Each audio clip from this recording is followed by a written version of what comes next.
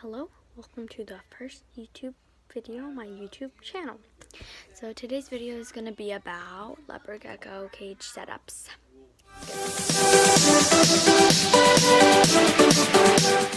Okay, so basically leopard geckos need like a dry climate. They're from like the desert, and not like, like sand, like nice sturdy like rocks and stuff. So you want to make it like pretty dry, not like a tropical thing like you've seen Petco's or PetSmarts do when they keep them.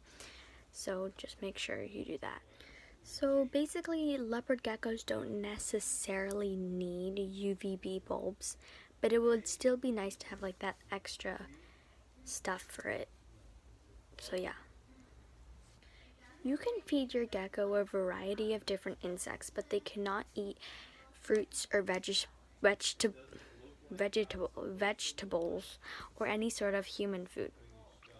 They can eat stuff like silkworms, waxworms, butterworms, superworms, what's it called, the crickets, dubia roaches. They can eat mealworms, giant mealworms. Yeah, so a variety of insects. So this is my leopard gecko. Her name is Cleo, and I will be breeding her when she gets bigger. Also, you have to wait till they're about 9 to 12 months to breed them. And yeah, so she's very pretty, obviously. And also this fat tail right here, that is where she keeps her nutrients. So let's say she were not to eat, then she could go for a pretty long time without eating, since she could use up the nutrients stored in her tail. So basically, and they can drop their tails, they can detach them, so you don't want to hold them by the tails or grab them by their tails, or they will detach them. And they do grow back, but they get a little knobby. So yeah. So you want to make sure you have a water dish, also calcium powder.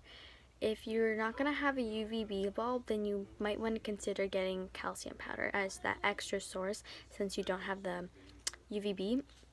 Or you can do like a multivitamin. So yeah. And in the enclosure or terrarium or tank or tub or whatever you have, you can put stuff like rocks.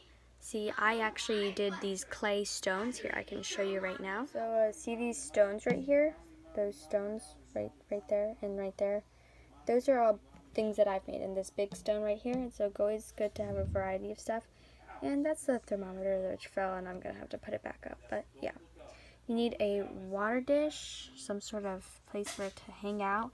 You need, of course, a place for it so it climbs up the top and it basks in the UVB, and more succulents, and it has its little place inside.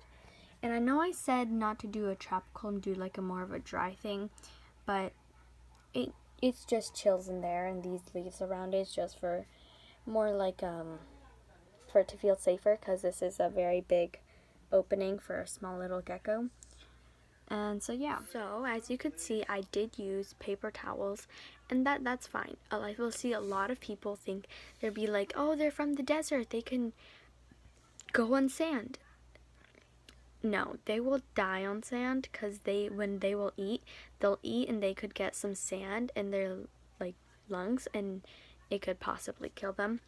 Same goes with gravel. I have a little rocks scattered around, but they're not harmful, big enough for it to eat. But yeah, so you can basically use paper towels, tiles, old tiles laying around, newspaper, stuff like that. You don't want to use dirt, because the same thing, it could eat it and possibly die. Yeah, so basically if you're gonna use loose substrate, then you should probably use stuff that's not big enough for it to eat. So stuff, I don't know how to say this. Hold on. Yeah, so basically, sorry, it's not small enough for it to eat. So if you're gonna use wood chippings, aspen, like a snake, for, yeah, you could use that because I don't think a leopard gecko is gonna swallow a whole thing of aspen, which is pretty like this long. So yeah,